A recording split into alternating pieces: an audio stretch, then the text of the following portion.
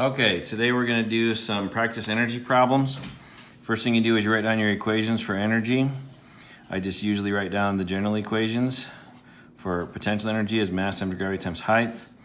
For kinetic energy, it is 1/2 mass times velocity squared. Now sometimes we'll have a spring in the question, or maybe there'll be some work that we have to incorporate because work and energy are pretty closely related. But to start, I typically just use these two equations. So let's read the question. A 28-gram bullet pierces a sandbag that is 22 centimeters thick. Got a couple problems there already. First one is the mass. They have it as 28 grams. We cannot use grams, we have to use kilograms. So we need to change grams into kilograms. So grams is on the bottom, on the top, so we put it on the bottom so we can cancel it out.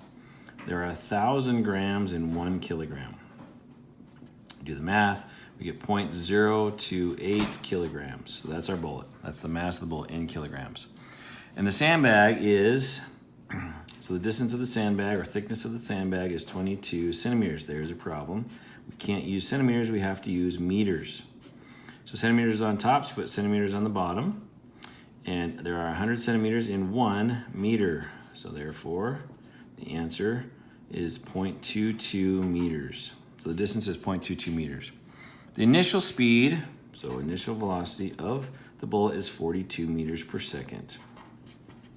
And it emerged from the sandbag at a speed of 12. So the final velocity is, or speed is 12 meters per second. What is the average magnitude of the friction force that slowed the bullet as it traveled through the bag? So we're trying to find the friction force. So now, typically I draw a picture to just make sure I know what's going on. So we'll do it right here.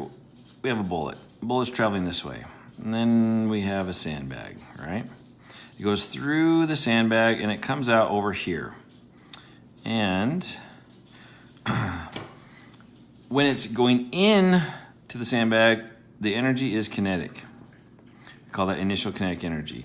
Then it does work on the sandbag as it pushes through the sandbag.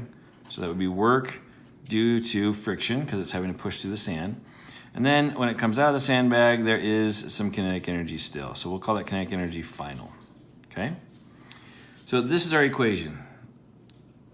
We know that the initial kinetic energy has to equal everything that happens afterwards.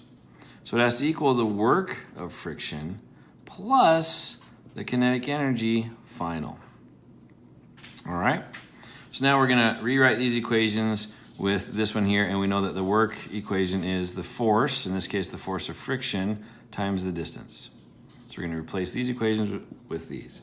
So we have 1/2 mv squared equals force of friction times distance plus 1/2 mv squared.